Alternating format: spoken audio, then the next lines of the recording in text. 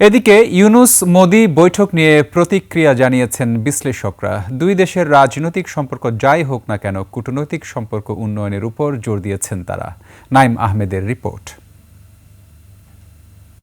বাংলাদেশের সংখ্যালঘু নির্যাতনের বিষয়ে শঙ্কা প্রকাশ করে ভারত, তবে সংখ্যালঘু নির্যাতনের বিষয়টি সত্য নয় বলে মন্তব্য করেছেন বিশ্লেষকরা। প্রফেসর ইউনূস যে কথাগুলো তুলে ধরেছেন, এগুলো বাংলাদেশের বাস্তব সমস্যা, এগুলার সুনির্দিষ্ট জবাব আসা উচিত ছিল মোদির কাছে। মোদির পক্ষ থেকে যেগুলো বলা হয়েছে এগুলো সম্পূর্ণ বাজে, ভুয়া।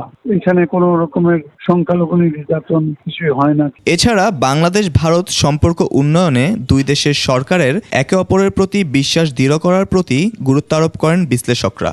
বাংলাদেশের প্রধান উপদেষ্টা হিসেবে ওনার বাধ্যবাধকতা আছে, ওনারও ভারতের প্রধানমন্ত্রী হিসেবে আছে, কিন্তু আমরা যাতে এই ব্যক্তিগত পর্যায়ে একজন আরেকজনকে মোটামুটি ভাবে বিশ্বাস করতে পারি কিনা। দুই দেশের রাজনৈতিক পার্থক্য ও অবস্থা যাই হোক না কেন, কূটনৈতিক সম্পর্ক উন্নয়নে আলোচনায় বসে তার সমাধান গুরুত্বপূর্ণ বলে মনে করেন বিশ্লেষকরা। দুই দেশের জনগণকে দেখতে হবে, দুই দেশের যারা এস্টাবলিশমেন্ট তাদেরকে দেখতে হবে যে না, আমাদের হাইয়েস্ট লেভেলে আমরা বসার জন্য রেডি। হাইয়েস্ট লেভেলে যে আমরা বসেছি, এটার প্রথম একটা ভিজুয়াল এফেক্ট, এবং it says that no, things may not be very good, but at least we can sit together and talk about things. Naim Ahmed, 21 television.